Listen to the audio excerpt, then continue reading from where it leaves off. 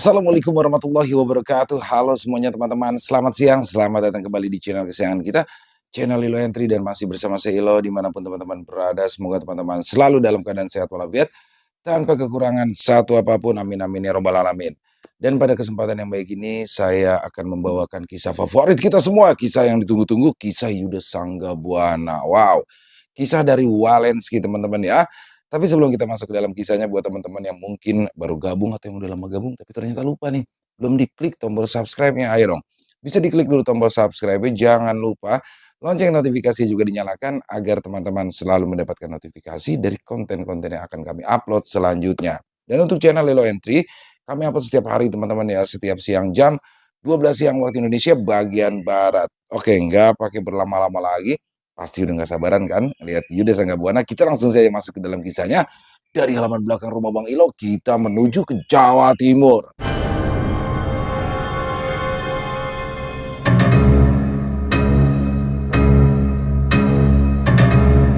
Pemilihan kepala desa di Watu Damar.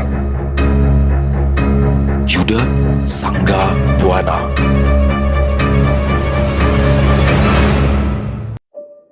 Motorku melaju pelan, melintasi jalur pedesaan yang bergelombang. Matahari baru naik sepenggalan, memantulkan cahaya kemasan di permukaan sawah yang menguning. Jaka duduk di jok belakang, tangannya sibuk menunjuk ke sana kemari. Yud, lihat deh Yud, mantap kan gunungnya? Wah asli, Jawa Timur emang gak pernah kalah kalau soal pemandangan, katanya sambil menepuk bahuku. Aku hanya mengangguk, fokus menjaga laju sepeda motor agar tidak terperosok. Jalanan aspal lama ini penuh lubang dan retakan, sebagian tertutup kerikil, tapi hamparan sawah di sekitarnya sungguh-sungguh memanjakan mata. Ini kita beneran bakalan nginep di sana? Tanyaku, suaraku sedikit lebih keras agar terdengar di antara deru suara angin. Ya iyalah, Pak Deyono itu keluarga deket kakaknya ibuku. Nah, sekarang beliau itu lagi sibuk kampanye. Sebagai calon petahana, Pak Deyono pasti butuh banyak bantuan, jawab Jaka penuh semangat. Dan tentu saja aku nggak mungkin ke sana sendirian. Makanya aku culik kamu. Aku terkekeh. Culik apanya? Lawang dari awal kamu sudah ngerayu-rayu kok. Katanya cuma acara liburan, pelesiran. Gak taunya pakai acara kampanye segala. Ini kan namanya juga liburan. Jangan salah loh Yud. Desa Watu Damar itu indah. Kamu itu bakalan suka. Serasa ketemu kampung halaman. Kita ini punya waktu libur hampir sebulan Yud. Pabrik lagi rehat produksi. Masa iya kamu cuma mau tidur-tiduran aja di kontrakan? Aku hanya bisa tersenyum. Ya, tapi benar apa yang dikatakan oleh Jaka. Memang tak ada salahnya kalau kami ikut membantu. Jaka lalu bercerita, Pak Deyono tadinya adalah seorang petani yang terbilang cukup sukses. Lalu beberapa tahun yang lalu, dia diminta oleh para warga untuk maju dalam pemilihan kepala desa, dan dia pun akhirnya menang dengan segala kesederhanaannya. Dan sekarang Pak Deyono ingin maju lagi, semoga saja dia menang lagi. Sementara perjalanan semakin jauh dari keramaian. Pepohonan jati berderet di kiri dan kanan jalan, memberikan bayangan panjang di jalanan lengang. Sesekali kami melewati rumah penduduk dengan dinding kayu dan halaman yang luas. Anak-anak berlarian, suara ternak melengut di kejauhan. Sampai di satu tikungan, aku melihat seorang gadis sedang berdiri di dekat mobil di tepi jalan. Dia lalu melambaikan tangannya pada kami. Yudah, ada cewek Yud, minggir dulu. Jaka spontan menepuk pundakku kegirangan. Aku memperlambat laju sepeda motor menghampiri gadis itu, tapi ketika sepeda motorku belum sepenuhnya berhenti, Jaka dengan gesitnya sudah keburu melompat lalu menghampiri gadis itu. Dasar mata keranjang. Kenapa mbak? Tanya Jaka sambil merapikan rambutnya.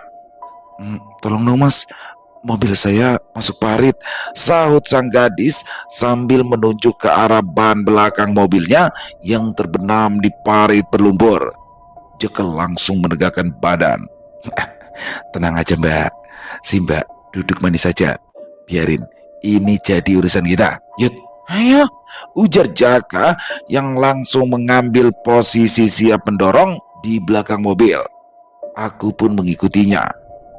Tapi bukan mendorong mobil, Jaka malah justru sibuk curi-curi pandang ke arah gadis itu. Langsung saja kusentil telinganya yang mirip cantelan panci itu. Kamu tuh bukannya dorong malah jelalatan, Hardiko gemas. Jaka spontan cengengesan lalu kembali mendorong. Setelah bersusah payah, pada akhirnya mobil itu pun bisa terbebas. Sang gadis cantik pun terlihat lega. Duh, makasih banget ya mas, ujarnya sembari menyodorkan uang sebagai imbalan. Dengan tegas aku menolaknya. Gak usah mbak, kami ikhlas kok. Jaka ikut menimpali sambil menepuk-nepuk telapak tangannya. Ya mbak, kami berdua itu ikhlas kok. Memangnya mbaknya ini mau kemana ya? Oh, saya mau ke kota. Oh gitu. Jaka manggut-manggut. Apa perlu kami kawal? Nanti takutnya masuk parit lagi loh. Nggak usah repot-repot mas. Saya bisa sendiri kok. Sekali lagi makasih banyak ya. Maaf, saya harus pergi sekarang karena sudah kesiangan, ujar gadis itu lagi. Ya mbak, hati-hati yo, balas Jaka seraya membukakan pintu mobil. Sang gadis masuk ke dalam mobil sambil tersenyum. Sebelum pergi, dia kembali mengucapkan terima kasih. Saya jalan duluan ya mas, sekali lagi terima kasih. Sang gadis akhirnya pergi bersama mobilnya. Sementara itu Jaka terus saja memandanginya sambil berdecak kagum. Cakep banget ya Yud, mirip kayak artis Bollywood. Aku hanya bisa giling-giling kepala. Tadinya aku berharap jika gadis itu adalah demit hutan supaya Jaka kena batunya. Tapi sayangnya dia adalah manusia tulen. Akhirnya kami berdua pun melanjutkan perjalanan yang sempat tertunda. Tak lama kemudian, papan kayu bertuliskan "Selamat datang di desa Watu Damar" muncul di kejauhan. Di bawahnya tergantung beberapa bendera merah putih dan spanduk besar bertuliskan "Lanjutkan, pilih Mulyono untuk kepala desa." Wah. Coba lihat tuh, Pak Demo ternyata sudah mulai kampanye. Aku menunjuk ke arah spanduk. Jaka menepuk bauku lagi. Makanya itu, aku itu disuruh datang. Katanya, biar ikut bantu-bantu jaga posko dan juga pasang spanduk. Kamu nanti ikutin juga ya Yud. Sekalian cari pengalaman. Aku tertawa pendek. Pengalaman apa? Pengalaman jadi tukang pasang spanduk? Pengalaman politik lah. Siapa tahu suatu saat nanti aku atau kamu bakalan ikut nyalek atau nyalon jadi bupati, sahut Jaka ngawur. Kami mulai memasuki jalanan utama desa. Suasananya terasa hidup, warung kopi terlihat ramai, beberapa pemuda nongkrong sambil tertawa keras. Spanduk berwarna-warni menghiasi di sana-sini, sebagian menampilkan wajah Pak Deyono dengan senyuman ramah. Dan sebagian lagi foto seorang gadis muda berkerudung hijau dengan tulisan "Salma Misbah, muda, cerdas, peduli." Aku sempat menoleh 2 kali. Loh, itu lawan politik Pak Demo bukannya cewek yang tadi ya? Lah, iya ya, betul Yud. Oh, aku tahu sekarang Yud. Ternyata dia itu anaknya Juragan Misbah. Pak Diono pernah cerita, Juragan Misbah itu orang yang paling kaya di kampung ini Yud. Punya banyak sawah, oke. Toko pupuknya ada, toko sembako juga. Gak nyangka yo, anaknya sekarang jadi calon kepala desa. Menarik, gumamku. Spanduk Salma terlihat lebih baru dan juga rapi, desainnya modern, terlihat jelas perbedaan anggaran di kedua calon kepala desa. Rumah Pak Diono berada di ujung desa, dekat jalan menuju sawah. Rumah joglo berukuran besar, halamannya luas dengan pohon mangga besar yang berada di depan. Begitu sepeda motorku berhenti, Bude Parmi, istri dari Pak Diono, keluar menyambut kami dengan senyuman lebar.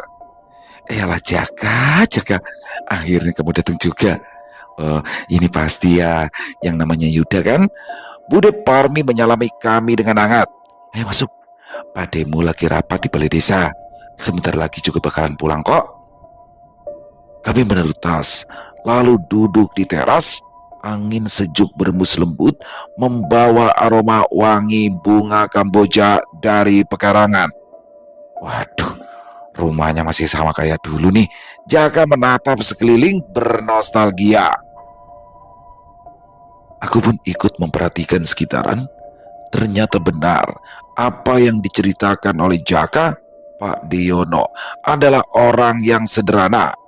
Meskipun beliau adalah seorang kepala desa, tapi tempat tinggalnya jauh dari kata mewah. Tak lama kemudian, Bude Parmi menyuguhkan teh manis dan pisang goreng. Rencananya besok itu mau pasang spanduk baru. Banyak banget yang harus dikerjakan. Kalau kalian mau, kalian bisa ikut bantu-bantu kok. Aku mengangguk sopan. Siap Bude. Tak lama kemudian, Pak Diono pun datang. Lelaki parubaya itu mengenakan kemeja kotak-kotak, wajahnya terlihat teduh, tapi juga terlihat lelah. Ia memeluk Jaka erat-erat. Wah, ponaanku datang. Ini pasti Yuda ya, temannya Jaka yang sering diceritakan. Terima kasih banyak sudah mau datang berkunjung ke sini. Sama-sama Pak De, terima kasih, jawabku. Pak Diono mempersilakan kami untuk duduk kembali. Obrolan pun mengalir tentang pabrik tekstil tempat kami bekerja, tentang kesibukan kampanye, dan juga tentang lawan politiknya. Pade, lawan Pade itu anaknya Juragan Misbayo. Jaka coba memancing. Pak Diono menghela nafas. Ya, namanya Salma. Gadis pintar. Dia itu sarjana pertanian. Niatannya memang bagus. Aku malah senang ada anak muda yang peduli desa. Hanya saja, ya itu pendukungnya itu loh, suka seenaknya. Cara-cara mereka ya itu kadang bikin pusing. Ya namanya juga mungkin anak muda ya. Bude Parmi ikut menimpali. Pademu ini cuma pengen pemilihan itu berjalan dengan damai Jaka. Tapi itu loh, pendukungnya Salma kadang itu sering aneh-aneh. Kemarin itu sempat nangkep Son Horek, malah pada ribut. Pak Diono tersenyum tipis. Semoga semuanya tetap aman ya. Siang itu kami semua makan bersama.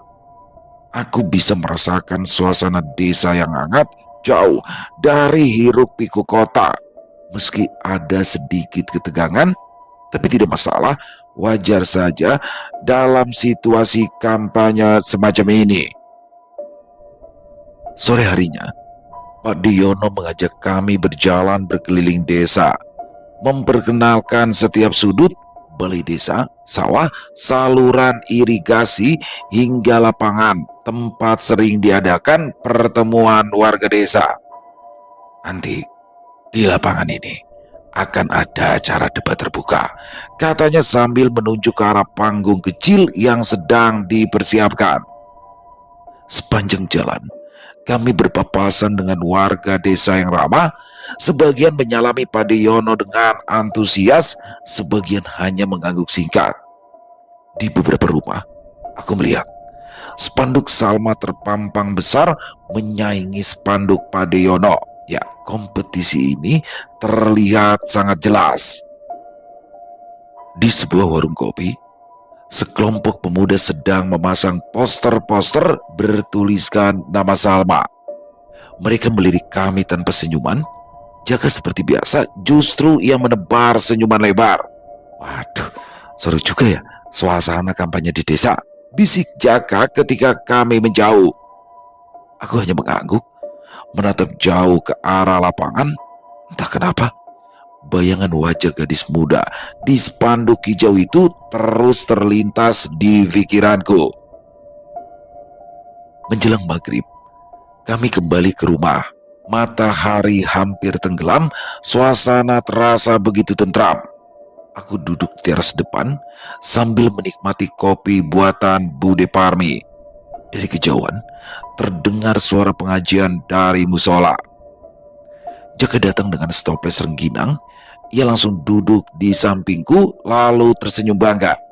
Gimana Yud? Bener kan apa yang ku bilang? Desa ini bikin betah deh, ujarnya sambil mengunyah rengginang. Aku pun mengiyakan. Iya Jak, apalagi kopi buatan budemu ini. Mantep banget rasanya, sautku sambil mengangkat gelas. Saat itu, aku tidak tahu bahwa kunjungan yang pada awalnya kukira hanya perjalanan tamasya akan berubah menjadi rangkaian kejadian yang jauh dari kata santai. Desa Watu Damar menyimpan cerita yang lebih kelam daripada sekedar perebutan kursi kepala desa. Udara pagi di desa Watu Damar menepuk wajahku dengan lembut. Suara ayam jantan berkokok saling bersautan. Sebuah orkestra alam yang sudah jarang sekali kutemui. Aku berdiri di teras depan rumah Padiono, memandang langit yang masih berlapis warna orange tipis. Embun menempel di daunan, menetes perlahan jatuh ke tanah. Di dalam rumah, Bude Parmi sedang sibuk menyiapkan sarapan. Aroma bawang goreng dan teh panas menyeruak sampai keluar. Jaka muncul dari dalam kamar dengan rambut yang masih acak-acakan, kaosnya lusuh, dan wajahnya setengah mengantuk. Gile, seger banget ya udaranya ya, katanya sambil menguap lebar. Di kota mana ada yang kayak gini? Ya makanya kamu itu jangan tidur mulu, sautku. Nanti kamu kesiangan. Ade mau ajak kita keliling. Bude Parmi menatap kami berdua sambil tersenyum. Sarapan dulu, Pademu itu lagi siap-siap. Katanya mau ajak kalian melihat saluran irigasi dan juga lapangan balai desa. Masih banyak yang perlu dicek sebelum acara kampanye sore nanti. Kami duduk di meja makan, nasi hangat, sayur lodeh, ditambah tempe goreng berikut sambal siap untuk disantap. Jaka langsung menyiduk 3 centong nasi dengan mata yang berbinar. Tanggung Jak, 5 centong sekalian, biar perut membledos, godaku. Mumpung gratisan Yud, jawabnya santai. Padiono muncul tak lama kemudian, mengenakan kemeja polos dan topi lapangan. Wajahnya segar, senyumannya lebar. Selesai sarapan, nanti kita akan lihat irigasi dulu. Ada laporan pintu airnya macet. Nah, setelah itu kita mampir ke lapangan sebentar. Katanya tim suksesnya Salma itu lagi bagi-bagi sembako. Kita harus pastikan suasananya berjalan tertib. Jaka melongo. Waduh, kita bakalan ketemu sama lawan politik dong Pade. Seru banget nih. Padiono tertawa kecil. Seru apanya? Biasa aja. Ingat, kita ini bertetangga. Lawan di dalam pemilihan bukan berarti menjadi musuh. Aku mengangguk pelan dalam hati. Rasa penasaran ikut tumbuh. Salma Misbah. Sepertinya gadis itu punya caranya sendiri dalam memikat para pemilih. Selesai sarapan, kami berjalan kaki menyusuri jalan setapak yang memotong sawah. Matahari pagi memantul di permukaan air yang mengalir pelan di saluran irigasi. Padiono berhenti di sebuah pintu air besar yang terbuat dari beton yang catnya sudah mulai terkelupas. Beberapa petani sudah menunggu, sebagian dari mereka mengenakan caping lebar. Selamat pagi Pak Yono, sapa mereka hampir bersamaan. Selamat pagi, bagaimana kondisi pintunya? Seorang petani bercaping lebar itu menjawab, "Sedikit macet, Pak. Kayaknya ada kayu yang nyangkut." Padiono menepuk bahuku. "Yaudah, Jaka, mau lihat? Buat tambah pengalaman." Kami menengok ke arah pintu air besar yang terbuat dari beton yang sudah berlubut. Nampak ada potongan kayu dan juga sampah yang menumpuk tepat di roda besi penggeraknya. Pak Diono seketika mengerutkan kening. "Kayu segini besar, dari mana datangnya?" gumamnya lirik. Seorang petani menjawab ragu. "Biasanya kalau ada kayu yang hanyut, ukurannya itu kecil, Pak. Kalau ini seperti potongan balok ya, Pak." Padiono berjongkok, tangannya menyentuh kayu itu. "Ini kayu gergajian, ini bukan ranting." Tatapannya menyapu kami semua, ada sorot curiga di matanya. "Kalian yakin nggak ada orang yang sengaja melempar ini semalam?" Para petani saling pandang, lalu mereka mengangkat bau. Kami nggak lihat apa-apa, Pak," kata petani yang paling muda. Padiono berdiri, kemudian menarik nafas panjang. "Ya sudah, ayo kita bersihkan saja. Air irigasi ini penting untuk sawah-sawah kita."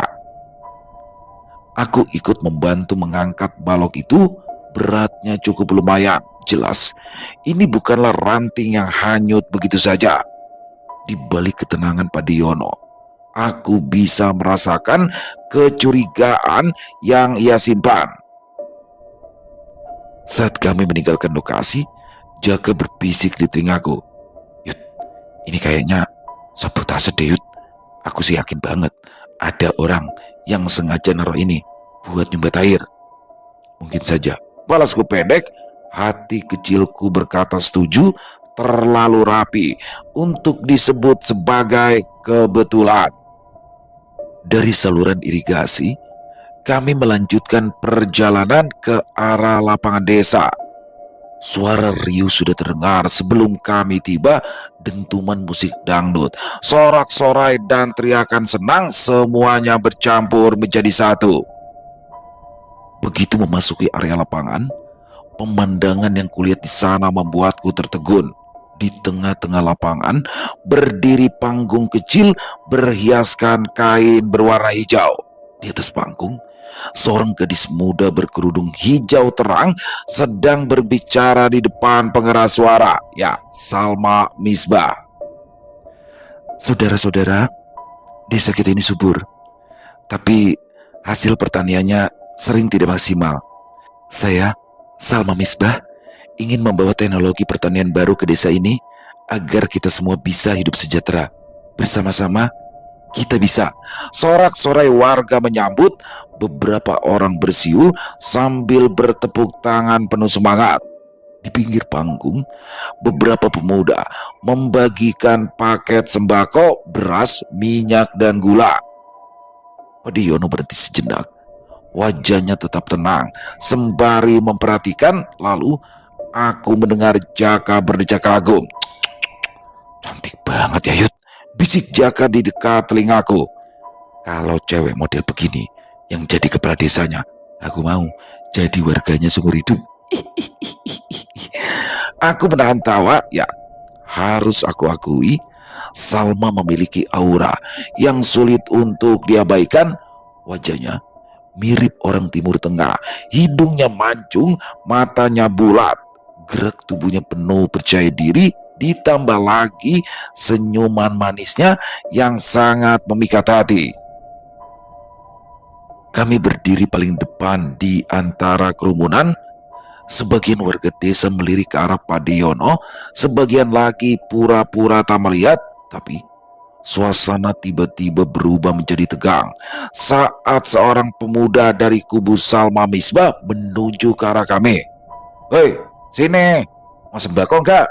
Gak usah malu-malu, orang susah itu gak perlu gengsi," serunya keras. Suaranya sengaja dilepas ke udara. Lalu terdengar suara balasan dari arah kerumunan di belakang kami. "Alah, kami gak butuh. Belum kepilih jadi kepala desa aja udah berani main sogok-sogokan." Aku menoleh.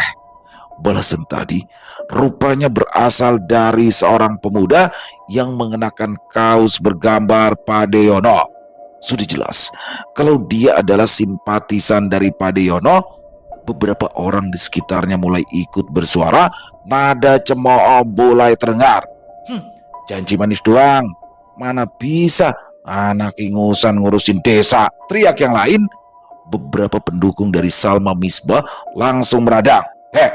Jaga mulutmu." Kerumunan itu mulai memanas, saling cemooh berbalas dengan cepat. Dorongan kecil berpadu dengan teriakan keras. Aku bisa merasakan suhu udara di sini naik, tapi bukan karena terik matahari. Dari sisi panggung, muncul seorang pemuda tinggi besar mengenakan jaket hitam. Wajahnya terlihat keras, rahangnya tegas, sorot matanya tajam, seperti seekor harimau yang siap menerkam. Dia melangkah ke arah depan dengan sikap penantang. Ya, itu pasti adalah Imron, sepupu dari Salma. Aku sempat mendengar namanya disebut-sebut dalam obrolan kami dengan Bude dan juga Padeyono semalam. Imron adalah ketua tim sukses Salma Misbah yang katanya cepat naik darah. Siapa tadi yang ngomong?" Suaranya terdengar menggelegar, lalu menyusul dua orang temannya. Satunya bertubuh kecil, tak ubahnya anak remaja, dan satunya lagi bertubuh kurus tinggi. Mereka berdua langsung berdiri mendampingi Imran. Beberapa pemuda pendukung Padeyono melangkah maju.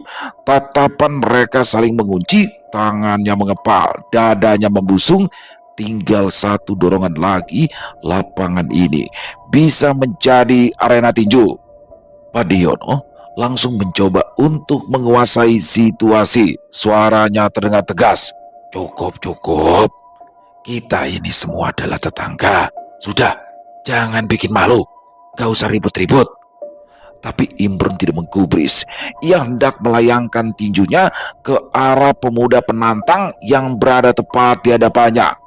Aku spontan maju, menghalangi, lalu berdiri di antara mereka. "Kalem aja mas bro, gak perlu pakai kekerasan." Tapi di sini Imron tidak langsung mundur. Matanya melotot ke arah Padeyono. "Kalau mereka berani menghina sepupu saya nggak bisa tinggal diam, Pak Yono," katanya dingin. Sorot matanya menyapu kami, lalu menancap ke arahku seperti menantang. Aku balas menatap dengan tatapan tenang, tidak bergeming sedikit pun. Ada sesuatu di balik tatapan itu, campuran antara amarah dan juga ego. Jaka yang sejak tadi diam akhirnya bergerak juga. Dengan gaya khasnya, ia coba ikut menengahi. "Weh, itu lagu dangdut yang nganggur. Daripada kita berantem, mendingan kita joget bareng aja. Ayo," ujarnya sambil geol-geol. Beberapa warga spontan tertawa, ketegangan pun sedikit mereda. Tapi Imron tetap berdiri kaku, matanya terus menatap sinis. Kemudian Salma datang dengan wajah khawatir. "Imron, cukup. Kita ada di sini untuk apanya? Bukan untuk cari ribut." Imran menoleh pada sepupunya. Rahangnya masih mengeras, tapi akhirnya ia mundur satu langkah. "Oke, tapi sekali lagi mereka berani menghina kamu, bakalan aku sikat. Aku nggak peduli itu siapa," katanya yang masih menatapku tajam. Lalu Salma melihatku. Dia nampak terkejut sembari tersenyum senang. "Loh, ini bukannya mas yang waktu itu ya?" ujarnya sambil menunjuk. Aku hendak menjawab, tapi Jaka keburu mendahului. "Iya Mbak Salma, tapi waktu itu kita itu belum sempat kenalan. Perkenalkan, nama saya Jaka, dan ini teman saya, Yuda." Padeyono nampak kebingungan. "Loh, kalian semua sudah saling kenal ya?" "Iya dong Pade," saut Jaka, lalu menceritakan tentang kami yang kemarin membantu Salma saat mobilnya terperosok ke dalam parit. Salma sepertinya menjadi tak enak hati. Dia menatap Padeyono dan kami secara bergantian. "Maafkan kami ya Padeyono. Maafkan kalau kami sudah bikin keributan di sini." Padeyono menggeleng lembut. "Tidak apa-apa Mbak Salma. Saya juga minta maaf ya. Ayo, Mari kita buktikan kalau desa Watu Damar ini bisa memilih dengan damai. Sekilas, tatapan Salma bertemu dengan tatapan mataku, senyum tipis tersungging, hangat, tapi penuh dengan tekad. Sesuatu dalam tatapan itu membuatku sejenak tak bisa berpaling. Beberapa waktu kemudian, kami meninggalkan lapangan desa. Setelah kerumunan benar-benar tenang, matahari mulai meninggi, panasnya terasa menggigit. Padiono berjalan di depan, wajahnya nampak serius. Inilah politik desa, katanya pelan. Kadang-kadang orang itu lupa kalau kita semua itu adalah keluarga. Jaka ikut menghela nafas. Kalau tadi jadi tawuran, aku mau jagain Salma aja, jangan sampai dia lecet. Aku kemudian melirik ke arah Padiono. Pade, tadi diirigasi kayu itu, Pade yakin kalau itu cuma kebetulan? Padiono menatap jauh ke arah depan, matanya menyipit. Entahlah Yud, tapi saya curiga. Dan kalau memang benar ada yang mencoba untuk main kotor, ya kita harus siap. Aku mengangguk. Dalam hati, perasaan aneh segera merayap. Entah kenapa, aku merasa jika kejadian hari ini hanyalah awal dari sesuatu yang jauh lebih panas. Senja datang dengan langit jingga. Aku duduk di balik bambu yang ada di depan rumah Padiono, ditemani bunyi jangkrik yang mulai mendominasi. Jaka keluar dari dalam rumah dengan menenteng 2 cangkir teh panas. Pemandangannya bagus ya. Desa ini kalau sore, memang lain rasanya Yud. Aku mengangguk menatap ke arah pematang sawah yang memanjang ke arah timur. Dari kejauhan, anak-anak terlihat masih berlarian. Suara riuhnya mengingatkanku akan masa kecilku. Tapi di balik segala keindahan itu, pikiranku masih menahan sisa ketegangan tadi siang. Pintu irigasi yang macet, kayu balok yang terlihat tidak wajar, dan juga kericuan sembako di lapangan desa yang hampir saja pecah. Padiono muncul tak lama kemudian. Wajahnya dipingkai cahaya lampu temaram. Kalian berdua istirahat dulu, tapi nanti malam ikut Pade ronda ya, katanya. Ronda Pade? Tanya Jaka. Iya, setelah kejadian di irigasi tadi, Pademu ini mau keliling. Banyak para petani yang khawatir tentang sabotase yang bakal terulang lagi. Aku menegakkan punggung. Jadi, Pade curiga kalau ada orang yang sengaja menghambat air di irigasi. Padiono menatapku sebentar, lalu ia menghela nafas panjang. Saya belum berani menuduh siapa-siapa, tapi kayu itu jelas bukan hanyut sendiri. Balok sebesar itu perlu tenaga banyak untuk mendorongnya. Jaka menyesap tehnya, matanya menyipit. Jadi ada orang yang sengaja mau merusak sawah. Lah buat apa ya Pade? Padiono mengangkat bau. Entahlah Jak, bisa jadi cuma usil, atau karena merasa iri. Tapi bisa juga itu semua karena politik. Musim pemilihan kepala desa bisa bikin beberapa orang gelap mata. Aku menatap langit yang mulai menghitam. Bintang pertama muncul di atas sana. Perasaan tak enak segera menjalar ke dalam dada. Hati kecilku berbisik bahwa malam ini akan menjadi malam yang panjang. Sekitar pukul 9 malam, kami bertiga pun berangkat. Lampu senter menembus gelapnya malam di jalanan desa yang dikelilingi sawah. Udara terasa semakin dingin, bau lumpur naik dengan aromanya yang khas. Di pos ronda, terlihat beberapa pemuda sudah menunggu. Salam kami berbalas dengan keakraban khas orang desa. Padiono kemudian memberi pengarahan singkat. Kita akan berkeliling. Pertama-tama kita ke saluran irigasi dulu. Pastikan tidak ada yang aneh-aneh di sana. Segera kami semua berjalan beriringan. Cahaya senter memantul di permukaan air irigasi. suara katak, dan gesekan daun padi menjadi pengiring langkah kami semua. Sepi banget ya, Yud, bisik Jaka di sebelahku. Kenapa suasananya mirip suasana film horor ya? Aku hanya menggumam. Sementara itu ketegangan makin terasa, seolah ada sesuatu di udara malam ini, semacam keheningan yang bukan sekedar diam melainkan menunggu. Ketika kami sampai di pintu air irigasi, Pak Deyono berhenti. Senternya diarahkan ke arah roda besi yang pagi tadi macet.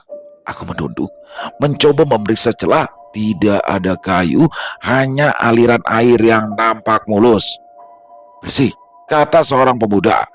Pak Diono tetap memandang dengan tatapan curiga. Semuanya tetap waspada. Kalau ada orang yang lewat tengah malam, segera dipantau. Kami semua segera melanjutkan kegiatan ronda. Berjalan menyusuri pematang sawah yang membentang panjang. Angin malam membuat padi bergoyang seperti ombak. Di tengah kegelapan itu, aku mendengar sesuatu. Suara langkah kaki yang tak selaras dengan langkah rombongan. Aku berhenti sebentar, kemudian menajamkan telinga. Adik, dengar sesuatu enggak? Semua orang terdiam. Sesaat kemudian hanya ada bunyi katak, lalu kres. Terdengar suara ranting yang patah dari arah semak-semak. Senter-senter warga serentak menyorot. Bayangan seseorang terlihat berkelebat di ujung pematang, lalu lenyap di balik rumpun bambu. "Hei, berhenti!" teriak salah satu pemuda. Mereka berlari mengejar. Aku dan Jaka ikut berlari secepat mungkin menjejak tanah berlumpur. Namun begitu kami semua tiba di rumpun bambu, yang kami temukan hanyalah jejak basah di tanah. Bayangan itu sudah menghilang tak kemana. Siapapun dia orangnya, larinya kayak angin. Edan, gumam Jaka sambil terengah-engah. Pak Diono berdiri tegak, senternya menyorot ke sekitaran, wajahnya menegang. "Coba catat arah larinya. Besok kita coba periksa lagi." Aku menatap jejak basah itu. Bentuknya lebih kecil daripada telapak kaki orang dewasa, tapi jelas itu bukan jejak kaki binatang. Hati kecilku semakin yakin ini bukanlah kebetulan. Sekitar tengah malam, kami semua kembali ke arah pos ronda. Baru saja kami semua duduk di pos ronda, tiba-tiba saja suara gaduh terdengar dari arah utara. Teriakan-teriakan orang terdengar saling bersaut-sautan. "Rumah Pak Jumadi!" seru salah satu orang pemuda. Kami semua langsung bergerak. Saat tiba di depan halaman rumah Pak Jumadi, sudah dipenuhi warga. Beberapa pria teriak beradu mulut. Di tengah kerumunan itu, aku melihat sosok Imron tengah bersih tegang dengan dua orang lelaki setengah baya. "Jangan nuduh sembarangan," teriak Imron. "Saya gak ada urusan sama sekali sama sabotase irigasi." Salah satu dari lelaki itu membalas sengit. Tapi kami lihat ada orang yang mirip kamu keluyuran di dekat pintu air." Suasana berubah memanas. Warga mulai berdesakan. Beberapa orang terlihat berusaha menenangkan. Pak Diono segera maju ke tengah. Suaranya lantang. Ia mencoba mengambil kendali. "Semuanya diam!" Keributan terhenti seketika. Pak Diono menatap mereka satu persatu. "Belum ada bukti siapa pelakunya. Jangan asal main tuduh. Kalau memang ada saksi, bicarakan saja besok di balai desa. Bukan sekarang, bukan malam-malam." Imron masih mendengus kesal. Tatapannya menyapu ke arah kerumunan, lalu berhenti tepat di depanku. Mata itu sama tajamnya seperti siang tadi, seolah mengirim pesan tak terucap. Aku balas menatap, berusaha untuk tetap tenang. Ada bara yang sulit untuk dijelaskan, seperti dua arus yang saling menantang. Pada akhirnya, warga pun perlahan bubar. Imron pergi tanpa kata, membawa amarahnya yang masih tertahan. Padiono berdiri cukup lama di teras depan rumah Pak Jumadi. Wajahnya terlihat muram. Ini sudah kelewatan, gumam Padiono. Besok kita semua kumpul di balai desa. Kalau dibiarkan, desa ini bisa pecah sebelum pemilihan kepala desa. Kami bertiga pulang menjelang dini hari. Bude Parmi menunggu dengan raut wajah yang cemas. Setelah semua sedikit tenang, Padiono duduk di balai bambu menatap ke arah pekatnya malam. Kalian lihat jejak yang ada di pematang sawah tadi? Tanya Padiono kepada kami. Aku dan Jaka saling pandang. Ya Pade, kecil tapi jelas bukan hewan. Padiono mengangguk. Ya, Pade juga lihat. Hanya orang yang faham dan yang bisa bergerak secepat itu.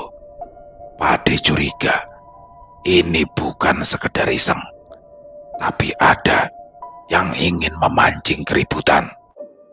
Jaka yang biasanya suka bercanda kali ini berbicara serius. Wah, kalau sampai bikin panen gagal bisa kacau ini. Orang-orang pasti saling tuduh. Tapi yang jelas, nama Pade sebagai seorang pemimpin bakalan tercoreng. Warga desa bisa hilang kepercayaan karena Padiono dianggap tidak bisa menjaga keamanan desa. Aku menatap gelapnya sawah di kejauhan. Bayangan tentang sosok yang kami kejar kembali terlintas. Ada kilatan perasaan tak enak. Bukan hanya karena politik, seperti ada sesuatu yang lebih gelap yang belum terlihat. Padiono menepuk bahuku. Besok kita periksa pintu air irigasi lagi. Aku butuh mata muyut. Kamu itu orang teliti, lebih teliti daripada si Jaka yang suka bengong. Kok gitu sih Pade? Protes Jaka tapi hanya setengah hati. Aku tersenyum tipis meski dalam hatiku gelisah. Malam ini sudah memberi pertanda bahwa ketenangan di desa Watu Damar hanyalah di permukaan. Di baliknya ada sesuatu. Selesai. Wow, luar biasa kisah Yuda Sanggabuana. Waduh, kali ini Yuda berangkat ke satu desa terpencil yang ada di Jawa Timur, teman-teman, bersama dengan Jaka. Jadi Jaka ini, teman-teman, buat yang baru gabung mungkin belum tahu nih Jaka siapa. Jaka adalah sahabat dari Yuda Sanggabuana yang berprofesi sama-sama bekerja di pabrik tekstil tempat mereka berdua bekerja. Jadi Jaka ini udah banyak episode yang muncul. Emang orangnya agak-agak selengean gini ya Jaka ya, agak ngeselin juga, jadi beban sebenarnya, tapi ya seru aja kalau ada Jaka.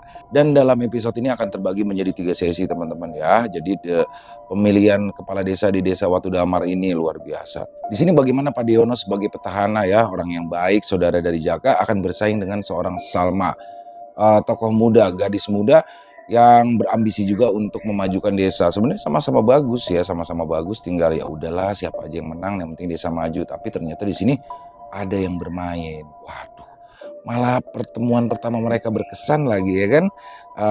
Sebelumnya belum tahu nih kalau Salma adalah calon kepala desa, udah dibantuin nih sama Yuda sama Jaka. Makin seru aja, apalagi sosok Imron nih.